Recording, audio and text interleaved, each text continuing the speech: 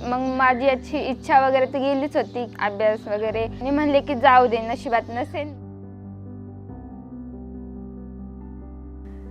गावातल्या मुलींना म्हणजे ज्यांचं अर्धवट शिक्षण आहे, ज्यांची आर्थिक परिस्थिती बिकट आहे किंवा काही कामामुळे घरच्या त्यांना इथं येता येत नाही शिक्षणासाठी, कारण की इथल्या पालकांची मानसिकता ही थोडी वेगळी होती मुलींच्या शिक्षणाबाबत. त्यामुळे प्रथम त्यांच्या पालकांची मानसिकता तयार करणं शिक्षणाबाबत आणि मग मुलींना इथं आणणं.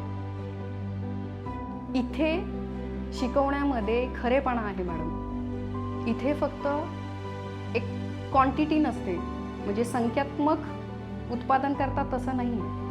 इथे गुणात्मक शिक्षण दिलं जातं. इथे आम्हाला पूर्ण स्वातंत्र्य आहे. मुलांना कितपत आलं पाहिजे त्यासाठी आम्ही कोणत्याही पद्धतीने शिकू शकतो, हे स्वातंत्र्य आम्हाला इथे. तो खरेपणा आहे. माझा अनुभव असा आहे की म्हणजे ज्या शाळेत मला असं म्हणजे असं शिकवतात की असं मारतात वगैरे, नाही आल्यावरती असं नाही का ओरडतात, पण आदित्यमध्ये असं काही नाही. मॅडम लोक पण एवढे फ्री आहेत, म्हणजे जस्ट फ्रेंड, म्हणजे नॉर्मली काही शेअर करू शकतो आपण त्यांच्यासोबत. आणि मग शिकवायची पद्धत वगैरे एवढी सोपी आहे की म्हणजे लगेच डोक्यात वगैरे बसतं. त्यात शिक्षक असतो, पण त्याच्यामध्ये पहिला एक माणूस असतो.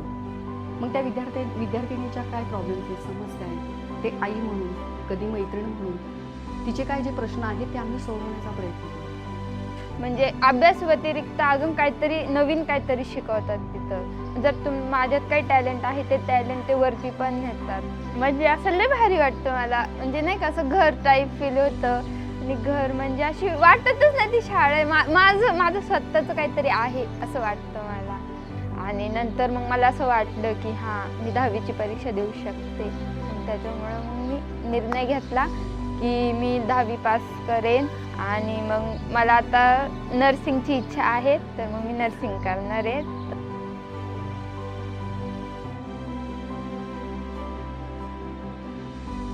पण अजूनही मॅडम आमच्या इथे अशा कितीतरी लेडीज आहेत, स्त्रिया आहेत, त्यांचंही अजून शिक्षण पूर्ण नाही झालेलं, 8वी 9वी झालेली आहे. आमच्या संस्थेची खूप गरज आहे. तर त्या प्रत्येक भागामध्ये आमची संस्था स्थापन झाली पाहिजे आणि खूप साऱ्या महिला तिथे शिकल्या पाहिजे. समाजाची जाणीव त्यांना झाली पाहिजे. समाजामध्ये कोणत्या गोष्टी चालतात त्या त्यांना समजल्या पाहिजेत, अशी माझी इच्छा आहे. असं आमच्या अतिथीचं माझं स्वप्न आहे.